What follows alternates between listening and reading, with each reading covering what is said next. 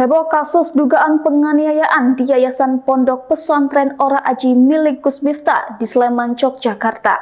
Dalam kasus itu, 13 orang ditetapkan sebagai tersangka. Belasan tersangka yang terdiri dari pengurus dan santri itu diduga melakukan penganiayaan pada seorang santri berinisial KDR. Meski jadi tersangka, mereka tak ditahan karena masih santri yang masih butuh belajar. Pihak Ponpes membenarkan adanya kontak fisik, namun mereka menyebutnya sebagai pelajaran moral bukan tindak kekerasan. Kuasa hukum Ponpes Ora Aji Adi Susanto menegaskan bahwa pembelajaran moral itu diberikan kepada KDR karena ia ketahuan mencuri. Adi Susanto menjelaskan bahwa peristiwa ini berawal dari tindakan vandalisme dan pencurian yang terjadi di Ponpes. Setelah itu, KDR tertangkap menjual air galon milik pondok tanpa seizin pengurus. Buntut dari peristiwa itu, para santri pun mengaitkannya dengan kasus pencurian yang terjadi di Ponpes. Saat ditanya, KDR disebut mengakui bahwa dia juga pelaku pencurian uang milik para santri. Setelah KDR mengakui perbuatannya, para santri disebut bertindak secara spontan. KDR kemudian pergi dari pondok tanpa izin dan melaporkan ke polisi.